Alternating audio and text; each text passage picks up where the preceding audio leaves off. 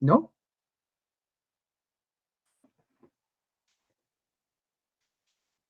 Así lo tienen ahí a la mano, ¿no? Una calculadora. ¿No les queda esto? 0.3 y un montón de cosas. 0.301029 sale. Ándele.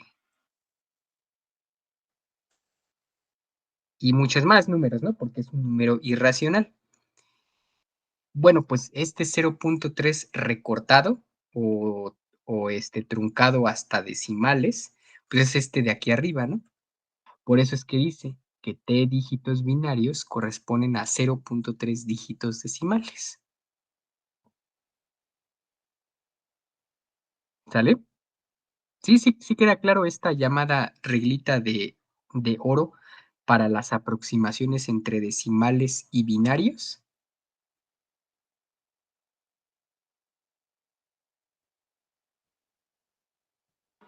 Sí, profe. Sí, queda claro. Sale. Entonces ya ustedes como tarea moral hagan el otro, ¿no? Es lo mismo, ¿no?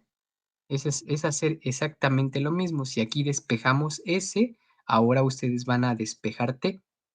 Nada más tengan cuidado porque nosotros la tuvimos fácil en el sentido de que teníamos que obtener un logaritmo base 10, pero cuando ustedes hagan el caso contrario, van a tener un logaritmo base 2. Entonces, nada más ahí tengan cuidado si quieren trabajar directamente con ese logaritmo base 2 o lo convierten a un logaritmo base 10, ¿no? Hay un factor de proporcionalidad que me hacen equivalentes los logaritmos entre distintas bases. Nada más tengan cuidado con eso y les tiene que quedar ese 3.3. Bueno, a ver, ¿qué más? Bueno, pues ahora sí viene otra de las tareas que van a hacer. No es una demostración muy, muy complicada. Es usando básicamente lo que hemos revisado de las definiciones del, del error relativo y la demostración previa que nosotros hicimos de que todo error relativo tiene una cota superior y esa cota superior es el número de redondeo, ¿sale? El famoso mu. Entonces, con esos dos, ustedes van a demostrar de tarea este teorema que les voy a poner aquí, ¿sale? No está complicado, ¿no? Nada más hay que tener un poquito de cuidado cómo adecuamos las cosas, pero en esencia les queda en 3 renglones máximo. Entonces, déjenme ponerles otra página y déjenme pegarlo y ubicarlo. Bueno, este es el teorema que quiero que demuestren de favor, pero antes de que pasemos a lo siguiente, hay que reflexionar en las hipótesis que dice. Bueno, miren, resulta que así como nosotros también tenemos nuestro conjunto de operaciones básicas elementales, pues esas operaciones elementales básicas nosotros también las podemos extrapolar en los sistemas de punto flotante. Entonces, resulta que ese asterisquito que yo puse ahí nos está haciendo referencia a que sin importar cuál de las 4 operaciones binarias básicas que se ponen y se esquematizan en forma computacional como la suma sería esa bolita que encierra al signo más. El menos sería la bolita con el signo menos, el por es la bolita con el tachecito y la división es la bolita que encierra a una diagonal. ¿Sale? Entonces ustedes van a tomar, bueno, el teorema dice que funciona sin importar cuál de las 4 operaciones elementales de binarias, entre binarios básicas tomemos, y entonces tienen que probar que la distancia que hay entre las operaciones entre los dos números reales menos la traducida a punto flotante, siempre tiene que estar acotada superiormente por esa constante C positiva, que ustedes la deben de suponer cierta, y que además tiene que ser o tiene que verse, ¿cómo se llama? Tiene que estar presente el llamado epsilon máquina. Entonces, una recomendación que yo les hago para que lo demuestren es que recuerden, les voy a poner aquí sugerencia,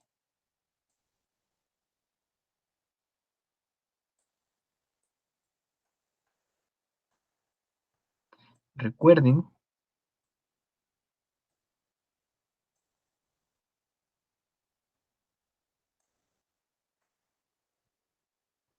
que el llamado epsilon máquina, pues lo puedo construir como, pues no sé, a ver qué le ponemos, como n veces el número de redondeo, ¿no? El que nosotros definimos anteriormente y que nos llevó a la conclusión de que todo error relativo estaba acotado superiormente, ¿sale?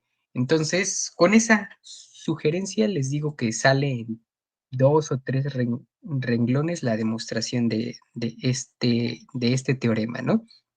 Entonces, quiere decir esto que hay que tener cuidado cuando estemos multiplicando o sumando dos números en su representación de punto flotante, pues porque tenemos que tener presentes que si ya de por sí los números originales pueden o no estar aproximados, el que los convirtamos en un punto flotante nos va a generar otro nuevo error por esa conversión. Pero ese error nos dice que nunca va a superar a C veces el epsilon máquina, ¿sale? Eso es lo que podemos rescatar de interesante de eso.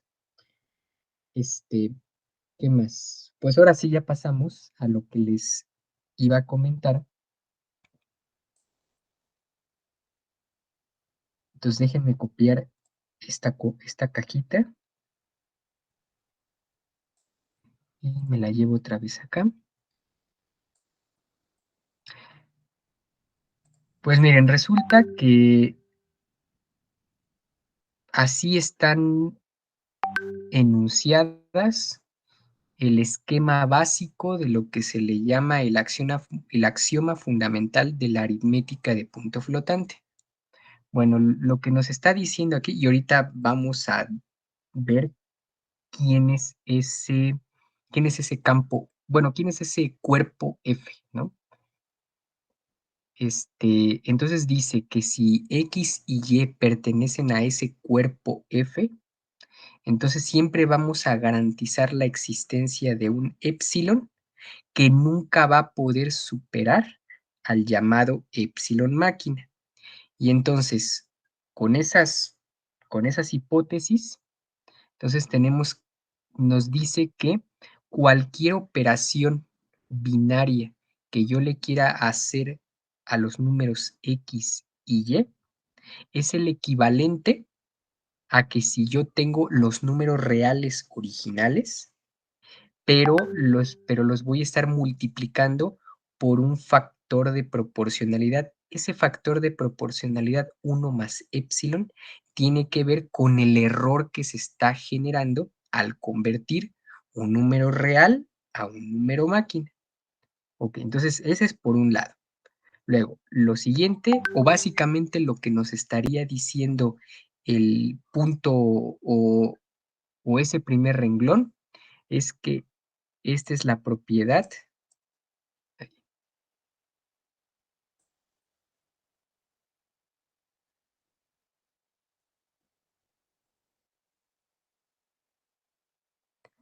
de cerradura.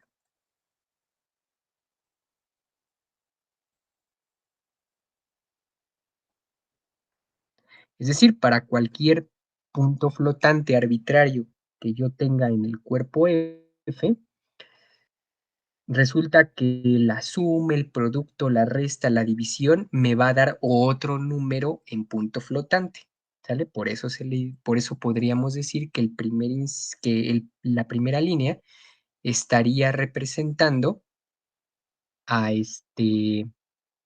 a la propiedad de cerradura. ¿Qué más? ¿Qué más? Luego, la siguiente, ¿qué propiedad de los números reales análoga sería esta?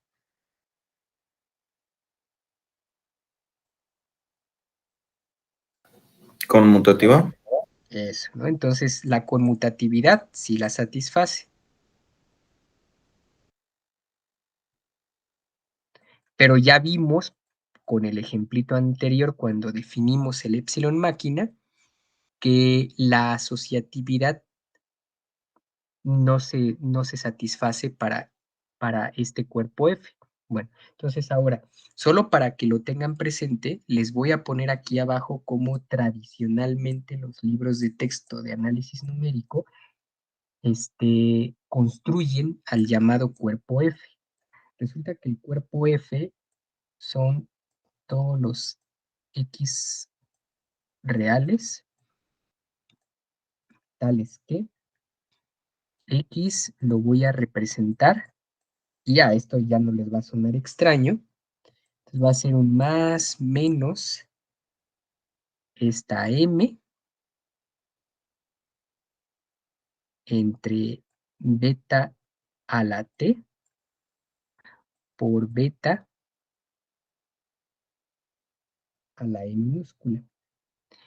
Y tiene la siguiente restricción, que 1 entre beta a la T es cota inferior de M, y a su vez tiene una cota superior que vale 1.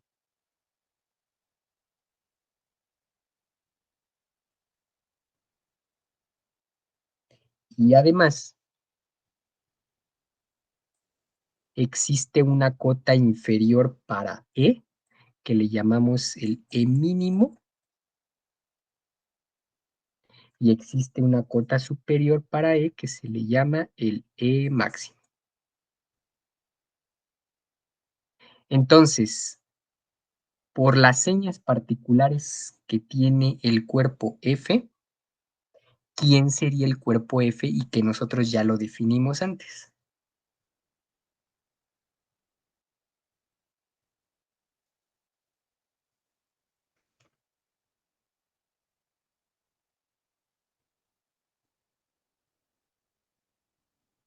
Los números flotantes. Eso, exactamente. Entonces, el cuerpo F está representando al sistema de puntos flotantes. Muy bien. Entonces, bueno, eso era para que lo tengan presente, porque si ustedes leen la literatura que está relacionada con esto, normalmente los textos formales de matemáticas para la computación ocupan mucho este F, pues, para que sepan quién es. Muy bien, entonces vamos a poner otra. Y bueno, aquí ya les voy a poner una tareita, digamos que ya es sí, la última. Sí, justamente, la última que quiero que me entregue. Está un poquito larga, pero pienso que sí les va a salir. Entonces, la tarea consiste en lo siguiente.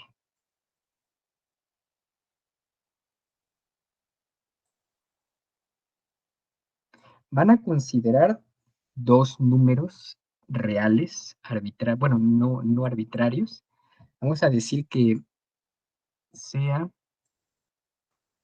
sean X igual a 0.1 y Z igual a 0.00003. Evidentemente, estos están expresados en su forma decimal. Entonces, primero tienen que determinar lo siguiente.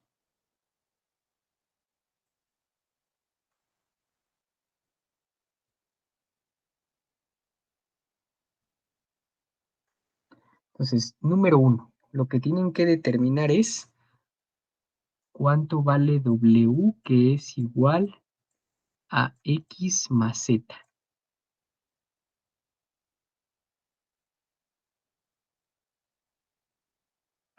en módulo 2. ¿Sale? Entonces ya con lo que ya aprendieron de cómo transformar un número decimal a un número binario, bueno, esa metodología la van a usar para representar W en módulo 2. Luego, lo segundo que van a hacer es,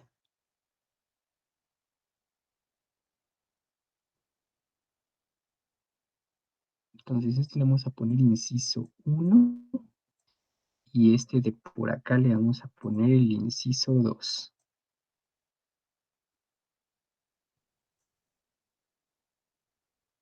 Entonces, van a determinar este numerito de aquí,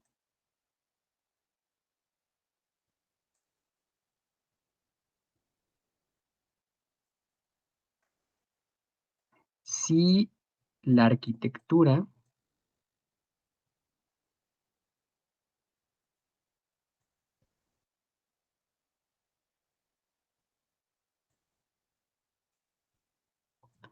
es un flotante de 32 bits.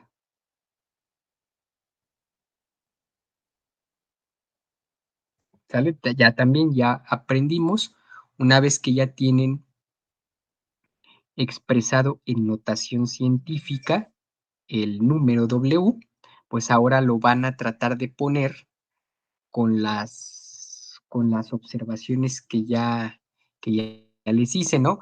Que hay un bit que está reservado para el signo, hay otro que está reservado para la mantisa, otro que está reservado para el exponente que están ocupando estas casillas. Entonces, nada más hay que tener cuidado cómo traducimos la notación científica decimal a una notación científica binaria de 32 bits. Nada más es eso.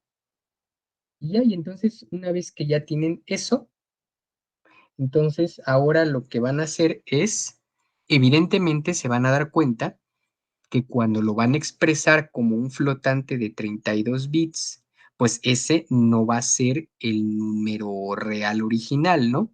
De hecho, es el número que le estamos poniendo ahí, el RDW, pues porque le estamos quitando información. Entonces, el número 3 es bastante sencillo. Una vez que ustedes ya tienen cómo se representa ese número cuando le están quitando información, porque le van a estar recortando números decimales, entonces ustedes tienen que determinar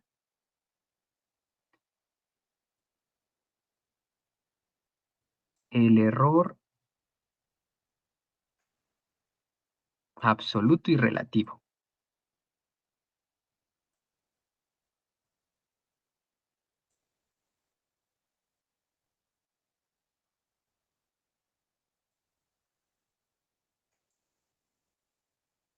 ¿Sale? Entonces, es una tarea un poquito larga, pero nada más hay que tener mucho cuidado cómo vamos o cómo van a ir este, traduciendo el número decimal en un número binario y luego tener cuidado de cómo lo van a colocar en las casillas que le corresponden a estos bits, ¿no? Una vez que ya lo tengan eso, les prometo que lo demás, el inciso 3, es sumamente sencillo, porque nada más es ocupar las expresiones matemáticas que enunciamos para la definición del error absoluto y la otra para el error relativo. Y se van a dar cuenta que es extremadamente sencillo.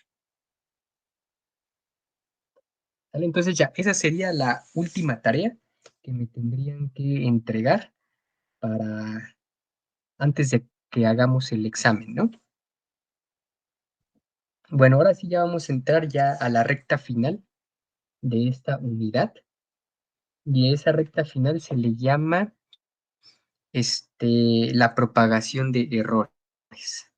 Entonces vamos a ver si nos permite pintar esto. Creo que sí. Vamos a ponerle aquí un asterisquito. Y a esto le vamos a llamar la propagación de errores. Ya cuando se los mande, le amplío y le pongo letra más grande y eso, ¿no? Entonces, vamos primero a tratar de poner una,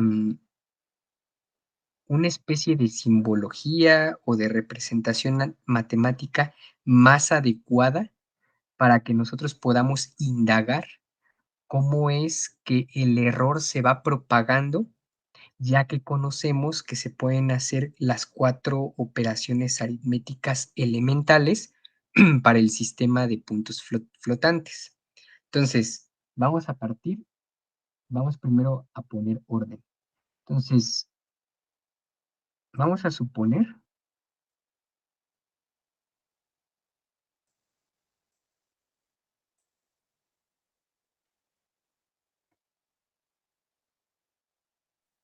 X y Y números reales.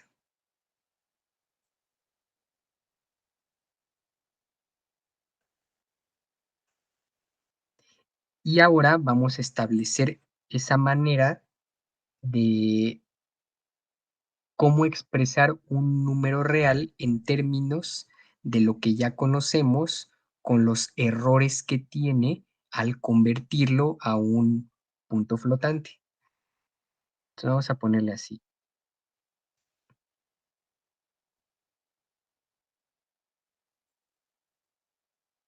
Entonces,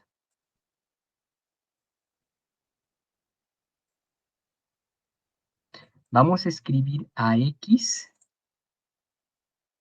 como la aproximación de X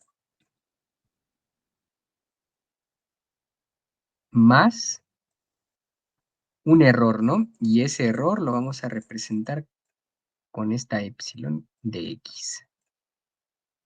Y de la misma manera vamos a representar a Y. Entonces Y va a ser la aproximación de Y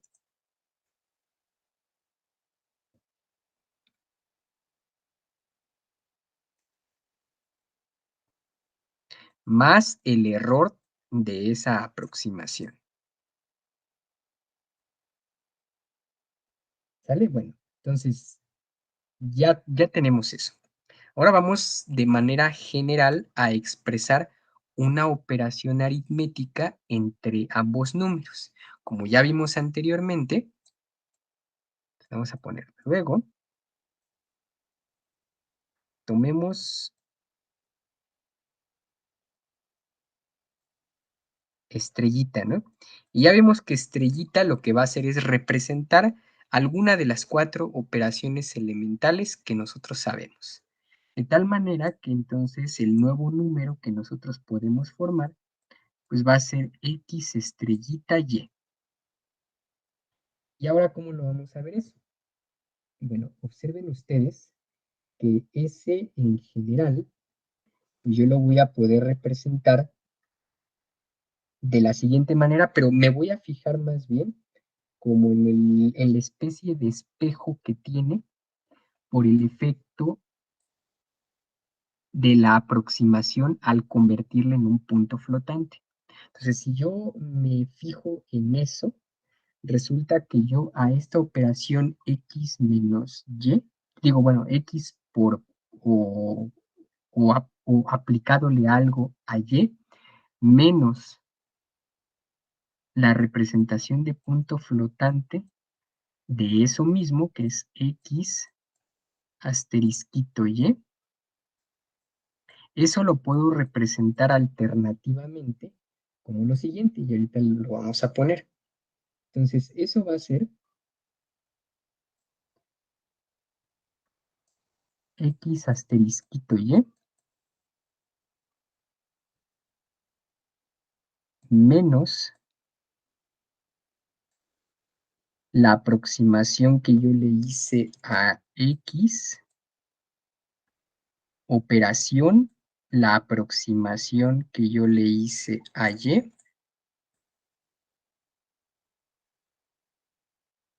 Y luego ahora voy a empezar a distribuir lo siguiente. Observen, y luego me va a quedar esto. Más, vuelvo a abrir otro, y me queda que esto sería la aproximación que yo le hice a X, operación, la aproximación de Y, menos su representación en punto flotante.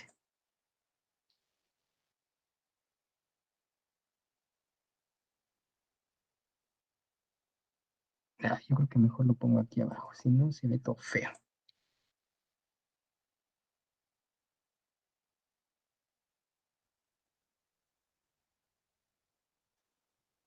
Si se dan cuenta, lo que estoy haciendo pues, es sumarle un 0, ¿no? Y lo estoy distribuyendo en dos contribuciones. Una es la contribución debida a los números reales originales y los estoy comparando con respecto a su aproximación. Y la otra, lo que estoy haciendo es comparar esas aproximaciones con la transformación en su forma de punto flotante. ¿Sale? Entonces, es una manera muy ingeniosa de poder medir qué tanto se ha desviado el producto o la suma o la resta de dos números reales cuando los voy a representar en una forma de punto flotante, porque lo que implícitamente estoy poniendo es que existe una contribución y que no es despreciable por las aproximaciones que yo vaya a estar realizando, ¿sale? Y que nuevamente esas aproximaciones dependen de la arquitectura de la computadora que yo estoy usando, ¿sale? Sí, sí se entiende cómo hice esta operación, cómo la despedacé en dos. Sí, profe, pero ¿podría repetir, por favor, qué nos representa la operación? Sí, lo voy a marcar lo voy a subrayar. Esta de aquí, lo que nos está representando es cuál es la contribución o qué tanto se está desviando la operación entre los dos números reales originales con respecto a sus valores aproximados.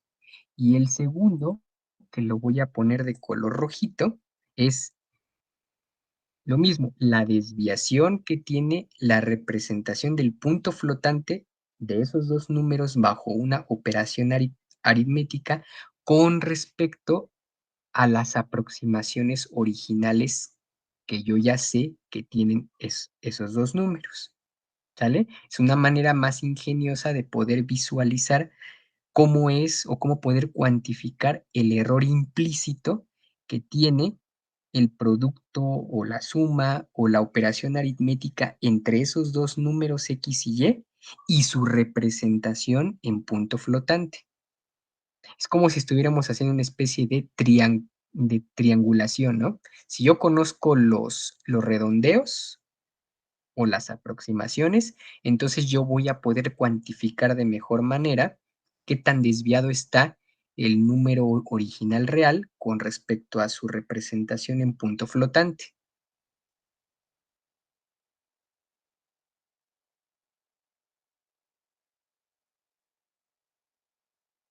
¿Sale? Sí, gracias.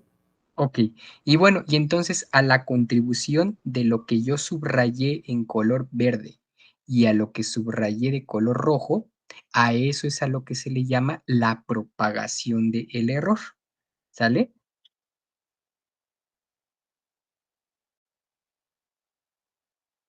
Entonces, vamos a enunciar dos teoremas y los vamos a demostrar que tiene que ver con cómo se está o cómo se propagaría el error de dos números reales cuando los estoy sumando y el otro es cuando los estoy multiplicando. Y ya a ustedes ya les dejo que por su cuenta analícenlos esos dos casos y se van a dar cuenta que sin ningún problema van a poder construir el de la propagación del error para la resta y el de la división. Entonces vamos con el primero.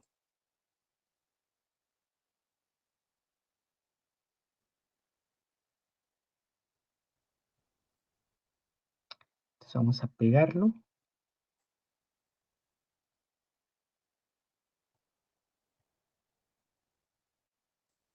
Entonces vamos a estudiar cómo para dos números reales arbitrarios, y si además conocemos sus respectivas aproximaciones, entonces resulta que el error absoluto de la suma va a ser menor o igual a la suma de los errores absolutos por separado, ¿no? Fíjense que se parece mucho y es de esperar a una especie de desigualdad del triángulo. Además, nos están dando la restricción de que el número redondeado de la operación suma para estos dos números reales es exactamente la misma que si yo los tomo de manera independiente, ¿sale? O sea, la aproximación de la suma es la suma de las aproximaciones. Entonces vamos a demostrarlo.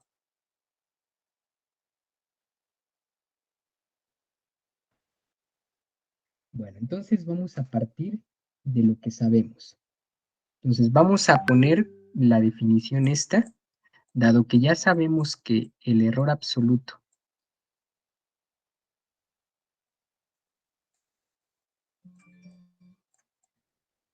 de la suma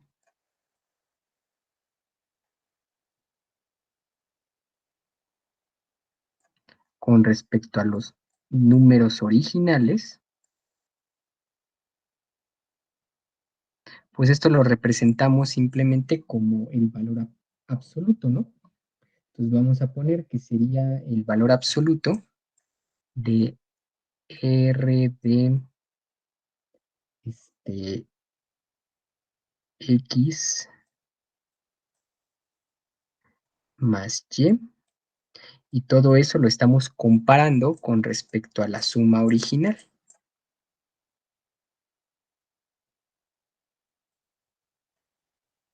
¿Sale? Pues nada más vamos a ocupar aquí justamente la condición que nos están dando, que la aproximación de la suma es la suma de las aproximaciones, y entonces vamos a tener que R de X más R de Y, y todo eso lo vamos a comparar con X más Y. ¿Sale? Ahí nada más, hasta ahí he ocupado todas las hipótesis que nos están dando en este teorema. Entonces, ahora sí, en lo que sigue, observen que lo que implícitamente voy a hacer es agrupar este con este y agrupar este con este. Y cuando los agrupe de esa manera, entonces el resultado final que me va a quedar es el siguiente. Observen que esto de aquí, pues no es otra cosa más que la desigualdad del triángulo. Y entonces me quedaría que voy a tener por un lado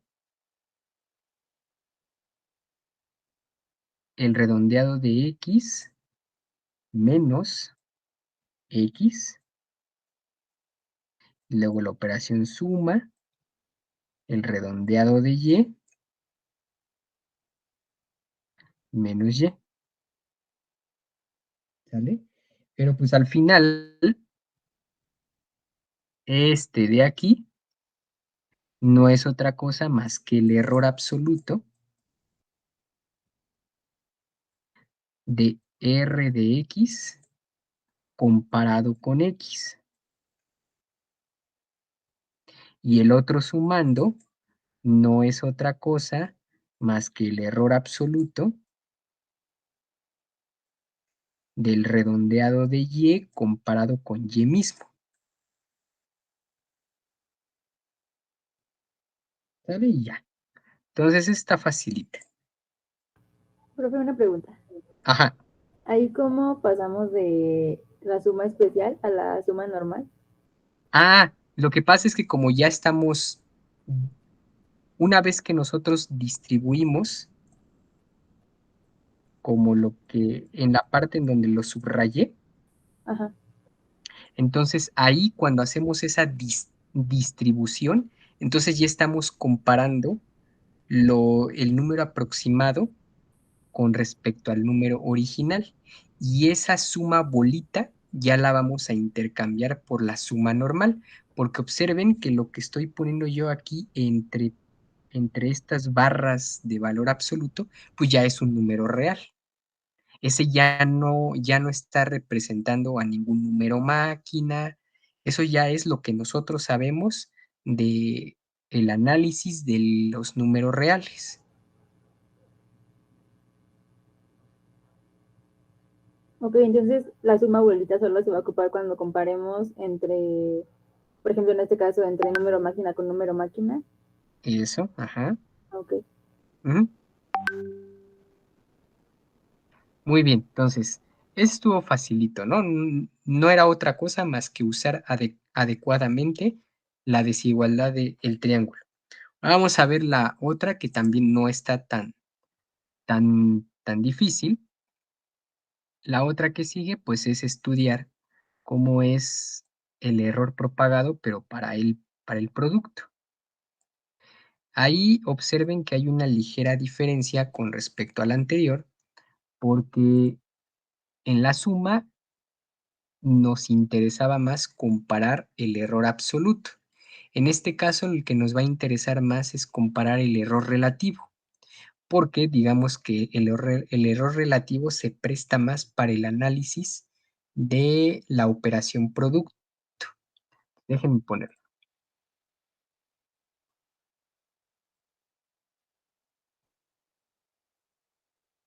Bueno, entonces, nuevamente, ¿no? Como hipótesis tenemos los dos números reales, sus aproximaciones, y entonces ahora lo que debemos de ver es que el error relativo de los redondeados o de los aproximados en forma de producto con respecto a los originales, siempre van a estar acotados superiormente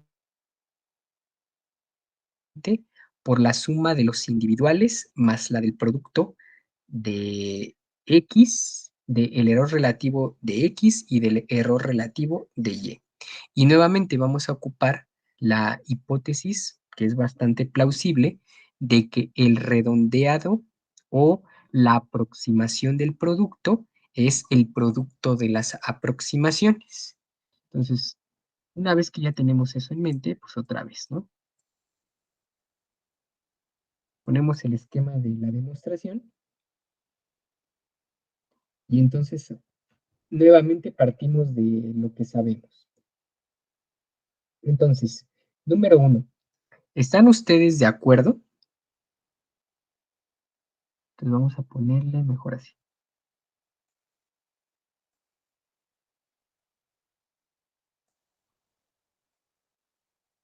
Ya que el error relativo, observen ustedes que yo lo puedo expresar en términos del error absoluto, entre la cantidad original aquí, que puede ser cualquier número arbitrario real X, ¿no? Entonces quiere decir que yo puedo expresar un error en términos de el otro. Entonces, si yo conozco que existe esta relación entre los dos errores, el relativo y el absoluto, primero vamos a tratar de descubrir o de examinar qué tanto le podemos sacar de información al error absoluto de el producto. Entonces, primero analicemos qué pasa con el error absoluto. Vamos a tener que E sub A del redondeado del producto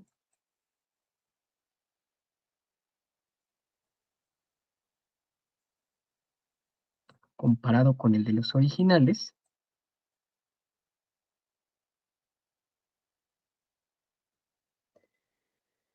pues esto otra vez lo puedo expresar de la siguiente manera. Entonces esto no es otra cosa más que tener, ya me voy a saltar un paso en el sentido de que como sabemos que la aproximación del producto es el producto de las aproximaciones, observen que la primera parte yo lo puedo poner así como R de X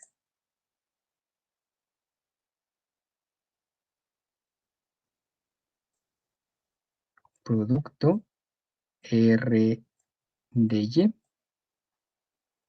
menos XY.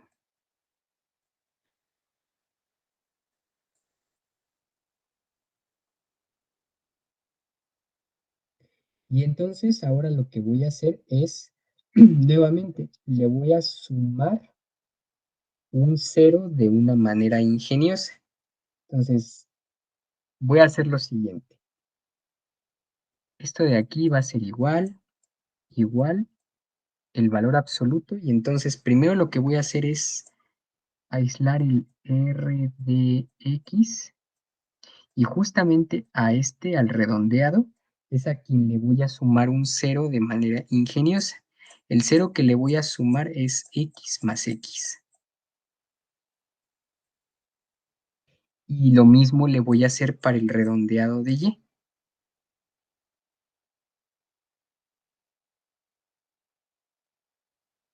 Corto bolita. Entonces le pongo R de Y.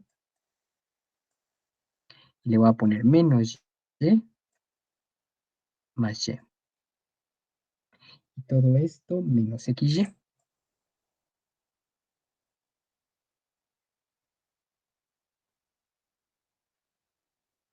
Y luego ahora lo que enseguida voy a hacer, pues es que voy a tratar de agruparlos y separarlos en, en varios términos independientes, ¿no? Por ejemplo, el primero que yo podría formar sería, voy a tratar de ponerlo con diferentes colores, o mejor lo escribo. Entonces, lo voy a poner de la siguiente manera. Me quedaría el R de X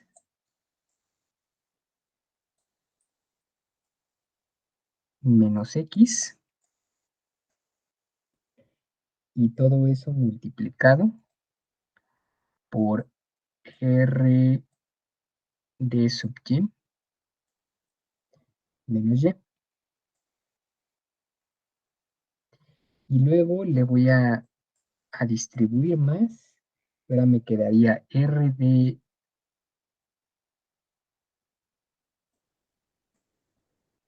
X,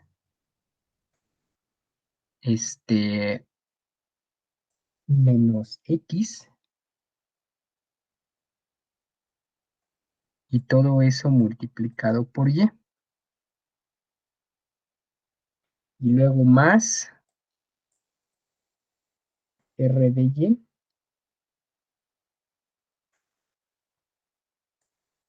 menos Y multiplicado por X. ¿Sale? Como se dan cuenta, el producto de X por Y va a cancelar con el otro que lo tengo afuera, que es menos X por Y. ¿Sale? Entonces esos ya no van a contabilizarse. Y nuevamente lo que voy a tener que hacer es ocupar la desigualdad del triángulo para esos tres sumandos que yo tengo ahí. Entonces resulta que el primero, pues me va a quedar como el producto de dos valores absolutos, ¿no? El R de X menos X, que multiplica al valor absoluto de R de Y menos Y. Y luego aquí vendría la suma por aparte, valor absoluto, y entonces otra vez R de X menos X, y todo esto por el valor absoluto de y más valor absoluto de R de y menos y por el valor absoluto de x. Entonces, como se pueden dar cuenta, los dos primeros términos, los que están multiplicándose, pues ese no es otra cosa más que el error absoluto de x multiplicado con el error absoluto de y. Y todo eso está sumado y el siguiente término es el valor absoluto de y por el error absoluto de x más valor absoluto de x por el error absoluto de y. ¿Vale? ¿Sí se ve eso?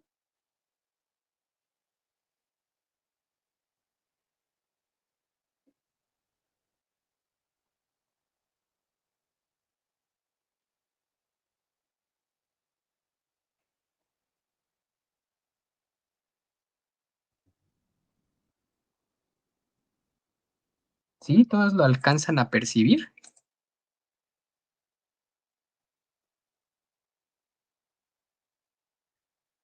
Bueno, yo tengo una duda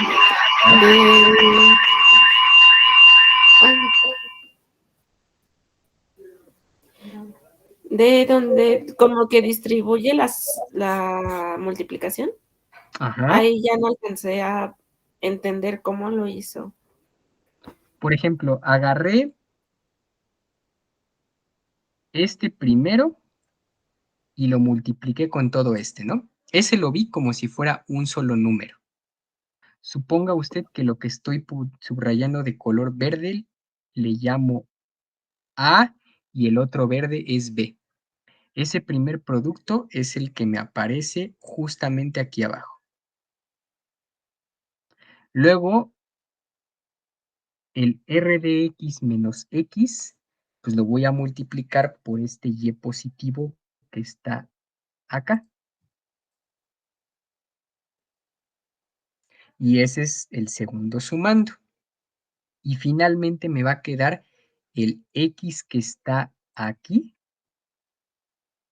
con el R de Y menos Y que yo previamente separé y es el tercer sumando. Pero observe usted que si yo multiplico X amarillo con Y rojo, se va a cancelar con este de aquí. Ah, ya, por eso me lo puso. Exacto.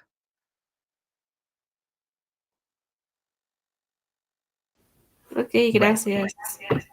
sale, vamos a continuarle. Entonces resulta que el error absoluto original que teníamos, el del RD, ya no lo voy a poner todo, nada más te voy a poner así del producto, comparado con el del producto de los dos. Ahora lo vamos a dividir todo entre el valor absoluto de X por Y, ¿sale? Y a ver qué es lo que sucede. Entonces, si nosotros lo dividimos entre el valor absoluto de X por Y, observen que pues ya me va a quedar el error relativo, ¿no? Porque lo estoy sacando el error relativo con respecto a la operación producto. Entonces, este es el RD de X producto Y, coma X producto Y. Pero lo mismo que le estoy haciendo al lado izquierdo de la desigualdad es lo mismo que le voy a hacer al lado derecho. Y entonces observe, si yo a todo este término que tengo aquí justamente al lado derecho de la desigualdad lo divido entre el valor absoluto de X por Y, observen que el primer término, el primer sumando, que es el producto de los valores absolutos, yo lo voy a poder representar como el producto de los errores relativos. porque como estoy dividiendo entre el valor absoluto de x por y, yo lo puedo separar. Y un valor absoluto de x me va a servir para formar el error relativo de x. Mientras que el valor absoluto de y lo separo y me va a servir para formar el error absoluto de y, el que tengo justamente aquí. Es decir, lo que tengo es lo siguiente. Ahí.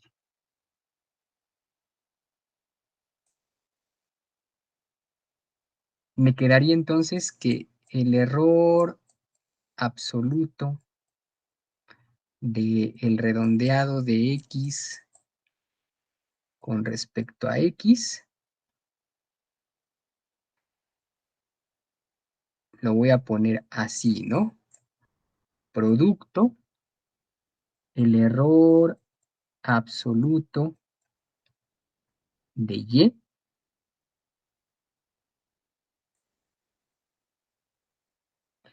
con su respectivo valor absoluto de y. Luego seguiría más. Fíjense que el otro término que tengo es el segundo sumando.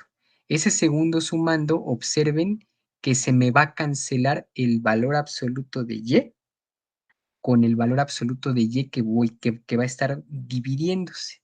Entonces, eso me va a quedar como el error absoluto de R de x, x, todo dividido entre el valor absoluto de x. Y finalmente hacemos exactamente lo mismo, pero ahora para el otro error absoluto que involucra al término y. Me va a quedar aquí R de y, y, dividido entre el valor absoluto de y, porque ya se canceló el valor absoluto de x que está aquí arriba con el que va a estar dividiéndose ese mismo término. Vean ustedes que en todos estos casos yo puedo construir, en todos estos sumandos, yo puedo construir el error relativo del producto, que sería el R de x, x multiplicado por R, pero ahora el de y,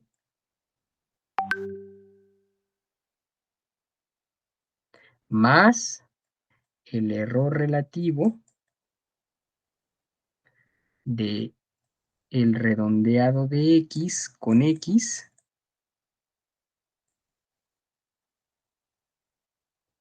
más el relativo de y.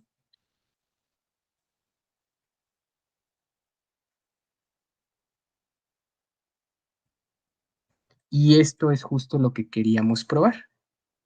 Vamos a regresarnos aquí. Y se van a dar cuenta que cumple las hipótesis que nos están planteando de este lado. ¿Sale? Entonces, de esa manera, observen que no es la misma forma en cómo se distribuye el error de la suma con respecto al error que se distribuye o que se propaga con respecto al producto. ¿Sale?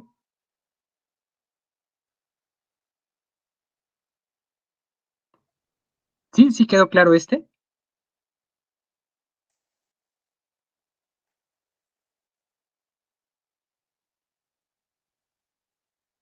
Sí, profe. Ok, bueno. Entonces, ya nada más déjenme comentarles que lo que haríamos, pues básicamente mañana, ya para finalizar toda esta parte, pues vamos a tener que, vamos a hacer primero un ejemplo, para evidenciar pues cómo es que se está propagando el error para un problema muy en particular. Entonces, déjenme nada más dejarlo planteado porque quiero que ustedes lo vayan reflexionando. Entonces, el ejemplo del que vamos a tratar es el siguiente. Entonces, resulta que debemos de calcular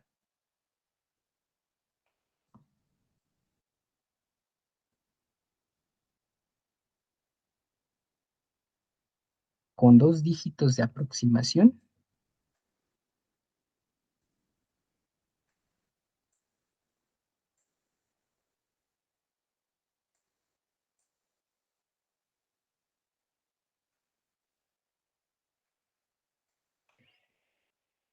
el área de una habitación.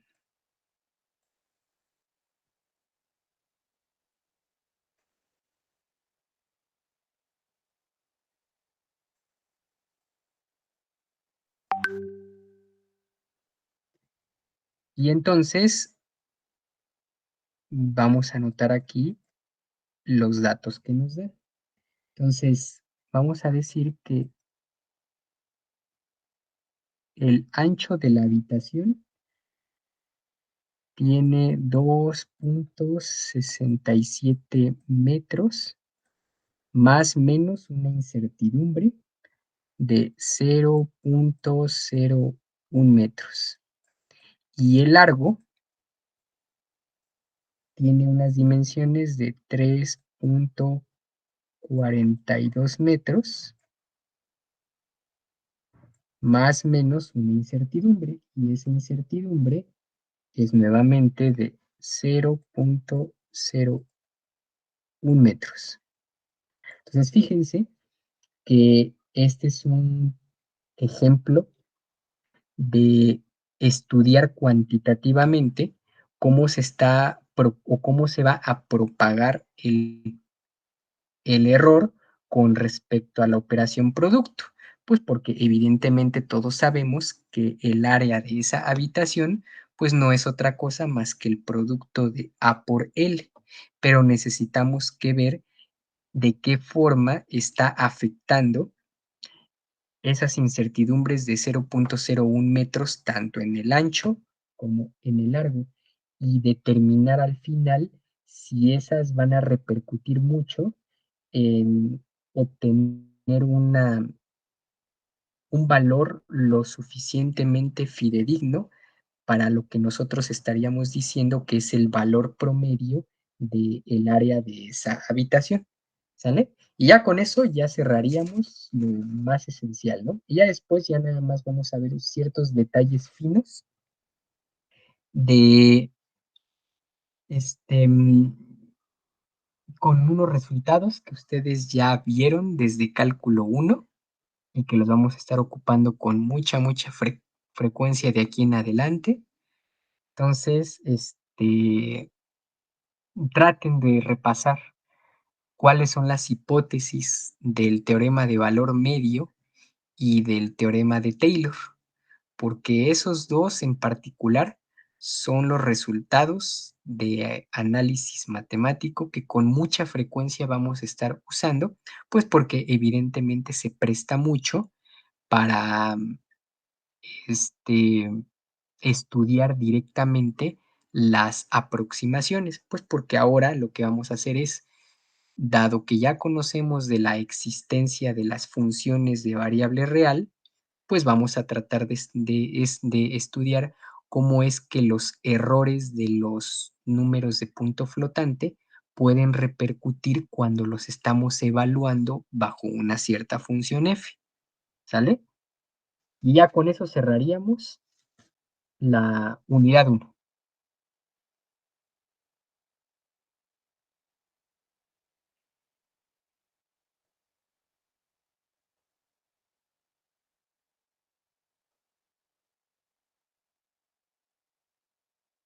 Bueno, pues, ajá, sí,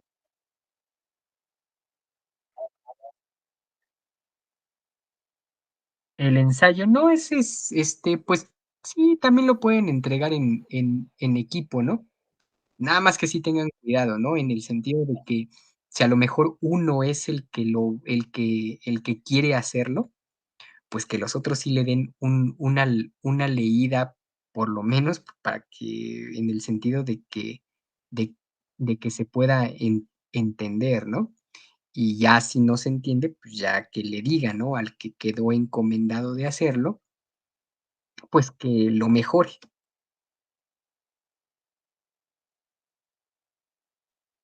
Bueno, entonces mañana nos estamos viendo y ya cerramos con esto.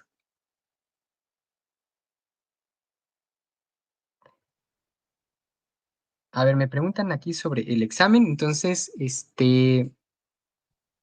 lo vamos a hacer el día, bueno, la mayoría acordó y me dijo que les queda mejor el día 9 de septiembre a las 13 horas. Me dijeron que si les podía dar 3 horas para hacerlo y les dije que sí. Entonces, yo les subo en la sesión de Classroom el documento que va a tener los 4 reactivos y ustedes en ese lapso de 3 horas lo responden y me mandan evidencias a mí de eso, ¿sale? Entonces, yo voy a poner la propuesta en un momento y ya vemos qué es lo que los demás dicen respecto